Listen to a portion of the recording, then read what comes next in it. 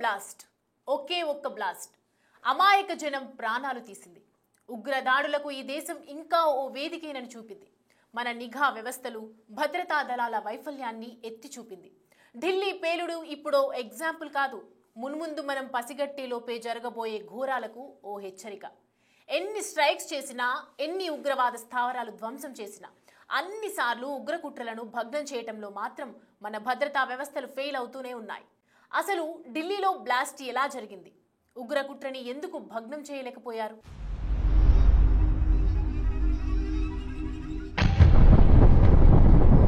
Red Fort metro station, gate number 1, old Delhi, Chandni Chowk area.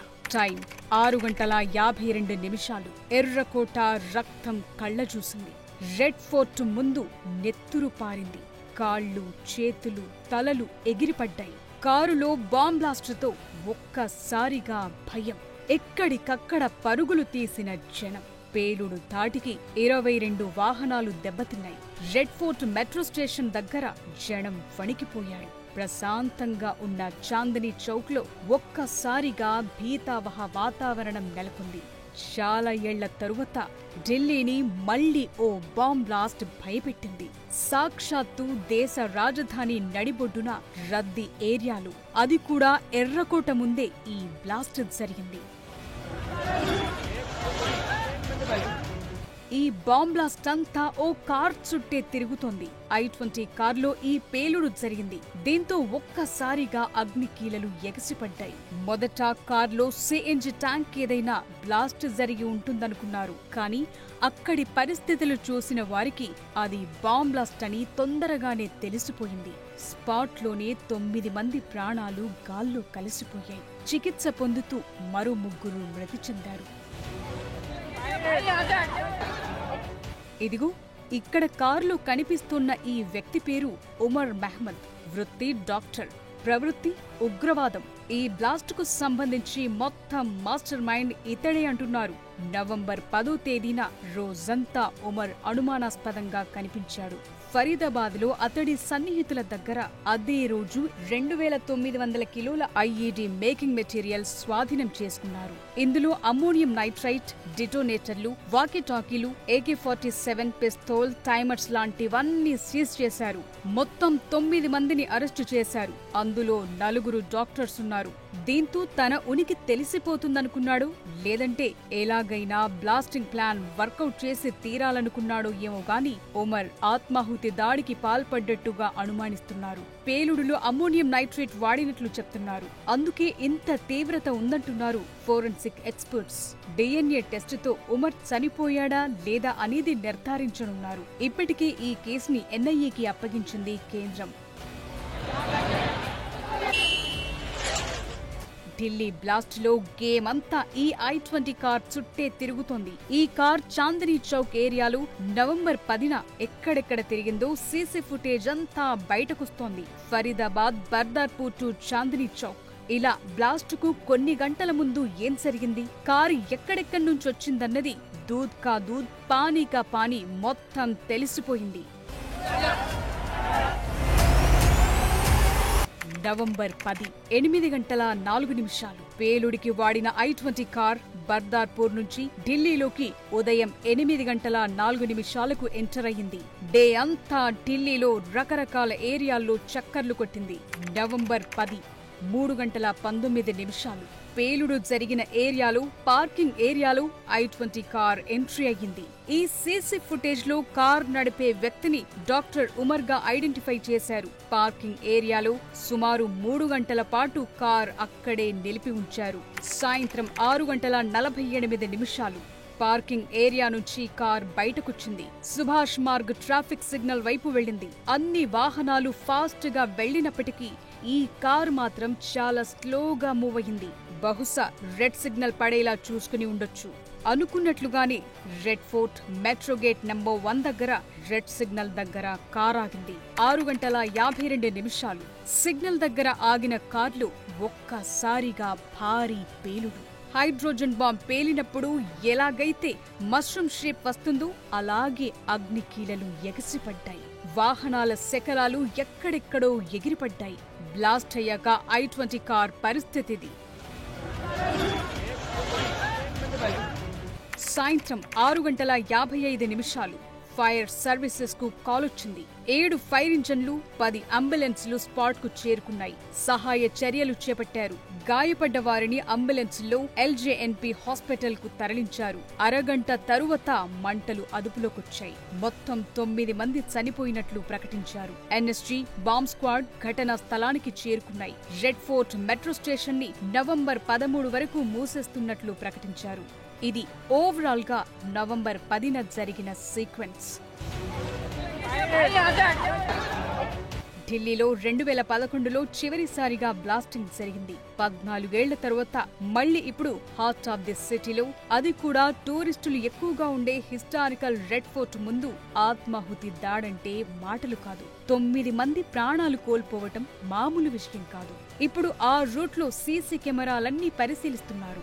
రాజధాని ఢిల్లీలో blast తరువాత దేశమంతా హై అలర్ట్ ప్రకటించారు. నిజానికి కార్లో CNG కిట్ బ్లాస్ట్ అయితే మిగతా వాహనాలకు డ్యామేజ్ జరగదు, అంత తీవ్రత ఉండదు. కానీ ఇది అమ్మోనియం నైట్రేట్ డిటోనేటర్లతోనే తీవ్రత ఎక్కువ ఉందంటున్నారు. డాక్టర్ ఉమర్ మహ్మద్ పుల్వామాకు చెందిన వ్యక్తి. ఈ దాడి వెనుక జైషే మహ్మద్ ఉగ్రవాద సంస్థ లింకులున్నాయని అనుమానిస్తున్నారు. కార్ లాస్ట్ ఓనర్ పుల్వామాకు చెందిన తారిక్ ను భద్రతా దళాలు అదుపులోకి తీసుకున్నాయి. కార్ ముగ్గురి చేతులు మారిన ఫస్ట్ ఓనర్ గురుగ్రామ్ కు చెందిన సల్మాన్ పేరుపైనే రిజిస్ట్రేషన్ ఉంది. ఆ తరువాత దేవేందర్ అనే వ్యక్తికమ్మాడు. అక్కడి నుంచి తారిక్ కు చేరింది. దీంతో అందరినీ అదుపులోకి తీసుకుని ప్రశ్నిస్తున్నారు. ఇదే కార్లో ఉమర్ సహా మరో ముగ్గురి డెడ్ బాడీలను స్వాధీనం చేసుకున్నారు. ఈ ముగ్గురు ఎవరన్నది కీలకంగా మారింది. ప్రయాణికుల లేదంటే ఇంకెవరు అన్న యాంగిల్లో ఎంక్వైరీ నడుస్తోంది. ఢిల్లీ బ్లాస్ట్ తర్వాత జరుగుతున్న చర్చ ఒక్కటే. ఎందుకంటే ఓ చిన్న కారులో 30 నుంచి 50 కిలోల పేలుడు పదార్థాలు పెట్టుకుని ఢిల్లీ అంతా చక్కర్లు కొడుతుంటే ఒక్క చోట కూడా ఎందుకు పట్టుకోలేకపోయారు? కీలక ప్రాంతాల్లో ఎందుకు తనిఖీ చేయలేకపోయారన్న ప్రశ్నలు తలెత్తుతున్నాయి. ఇది భారత్ని భయపెట్టే ఉగ్ర ప్రయత్నం అనుకోవాలా, లేక ఉగ్ర కుట్రని పసిగట్టలేని నిఘా వైఫల్యమని ఊరుకోవాలా?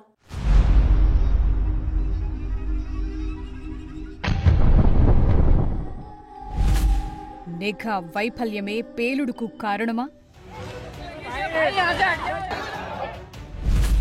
అప్రమత్తంగా లేకపోవటం వల్లే ఈ ఘోరమా? ఎవరైనా నేరుగా దాడి చేస్తున్నారంటే ఎలాగోలా కష్టపడి దాన్ని అడ్డుకోవచ్చు. కానీ ఇలాంటి ఉగ్రదాడులు ఇంకా జరుగుతున్నాయంటే అది ఖచ్చితంగా నిఘా వైఫల్యమేననే వాదన గట్టిగా వినిపిస్తోంది. అయినా ఇండియాకు ఇదేమీ కొత్త కాదు. ఇలాంటి ఇంటెలిజెన్స్ ఫెయిల్యూర్స్ గతంలో చాలానే ఉన్నాయి. పుల్వామా అటాక్ దగ్గర నుంచి పెహల్గాం దాకా అన్ని ఈ కోవలోకే వస్తాయి. అక్కడక్కడ తనిఖీలు చేయటం, ఏవైనా దొరికితే సీజ్ చేయటం లాంటివి జరుగుతున్నా పక్కా నిఘా మాత్రం కొనసాగటం లేదన్నది ఢిల్లీలోని ఎర్రకోట దగ్గర జరిగిన బ్లాస్ట్ చూశాక అర్థమయ్యింది. ఈ పేలుడుతో ఉగ్రవాదులు ఎలాంటి సవాల్ విసిరారో అర్థం చేసుకోవచ్చు. మన దగ్గర ఎప్పుడు పేలుడు జరిగినా వెంటనే హై అలర్ట్ ప్రకటిస్తారు. అదే పెద్ద విచిత్రం. ఈ అప్రమత్తత పేలుడుకు ముందే ఉండి ఉంటే ఇలాంటి ఘోరం జరిగేది కాదు కదా.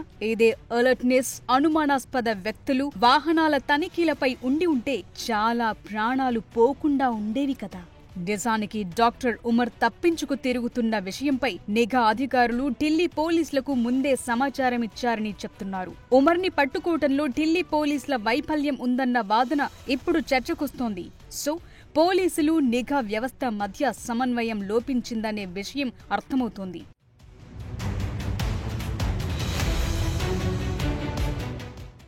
ఈ మధ్యకాలంలో టెర్రరిస్టుల మోడ్ ఆఫ్ ఆపరేషన్ మారుతోంది. స్లీపర్ సెల్స్ వయా ప్రొఫెషనల్స్ అన్నట్లుగా ఉంది. సమాజంలో డాక్టర్లుగాను, ఇతర కీలక వృత్తుల్లోనూ చెలామణి అవుతూ కనిపిస్తారు. లోపల మ్యాటర్ మరోలా ఉంటుంది. ఫరీదాబాద్లో 2900 కిలోల అమ్మోనియం నైట్రేట్తో దొరికిన 4 డాక్టర్లే ఇందుకు నిదర్శనం. పరిస్థితులు చూస్తుంటే ఇంటెలిజెన్స్ ఇంకా అడ్వాన్స్ అవ్వాల్సిన పరిస్థితి కనిపిస్తోంది. ఇల్లీగల్ గా రవాణా అయ్యే అమ్మోనియం నైట్రేట్ లాంటి పేలుడు పదార్థాలపై నిఘా మరింత కట్టుదిట్టం కావాల్సిందే. నిజానికి అమ్మోనియం నైట్రేట్ ఫెర్టిలైజర్ గా పంట మొక్కల పెరుగుదలకు వాడతారు. దానికి ఫ్యూయల్ కలిపితే యమ డేంజర్ గా మారుతుంది. పవర్ఫుల్ బాంబ్ మెటీరియల్ అవుతుంది. ఒక్క చిన్న ట్రిగ్గర్ తో షాక్ వేవ్ మాదిరి ఎక్స్ప్లోడ్ అవుతుంది. అందుకే అమ్మోనియం నైట్రేట్ 2012 రూల్స్ ని మరింత కఠినతరం చేయాలి. ఫేక్ ఫెర్టిలైజర్ ఆర్డర్స్ ని ఓ కంట కనిపెట్టాలి. ఎక్కడ పడితే అక్కడ ఉండే నిల్వలను గుర్తించాలి.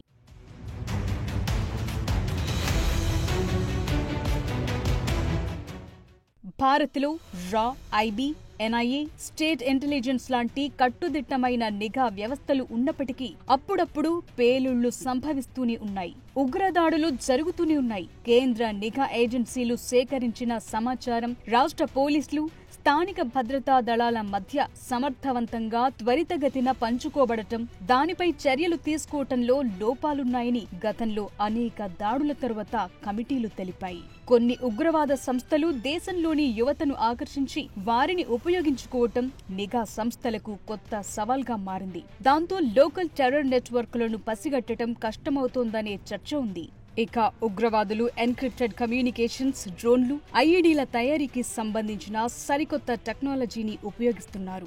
వీటికి దీటుగా నిఘా వ్యవస్థ తన టెక్నాలజీని ఎప్పటికప్పుడు అప్గ్రేడ్ చేసుకోవటం సవాల్గా మారుతుంది. ఇక నిఘా వ్యవస్థలో క్షేత్రస్థాయిలో కీలక సమాచారాన్ని సేకరించే హ్యూమన్ ఇంటెలిజెన్స్ సిబ్బంది కొరత, సరైన ట్రైనింగ్ లేకపోవటం లాంటి లోపాలు కూడా ఉన్నాయనే విమర్శలున్నాయి.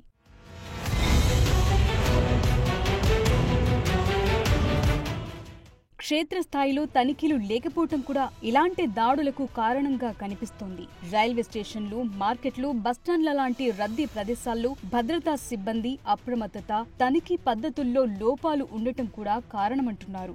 మరోవైపు భద్రతా, నిఘా వ్యవస్థలకు అవసరమైన నిధులు, అత్యాధునిక పరికరాలు, మౌలిక సదుపాయాలు సమయానికి అందట్లేదనే చర్చ ఉంది.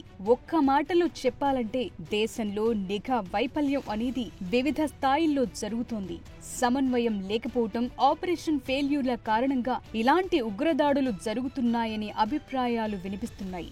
ఢిల్లీలో పేలుడుకు సంబంధించి త్వరలోనే దర్యాప్తు సంస్థల నుంచి మరిన్ని వివరాలు వెల్లడయ్యాకే దీనికి అసలు కారణమేంటన్న దానిపై పూర్తి స్పష్టత వచ్చే అవకాశముంది.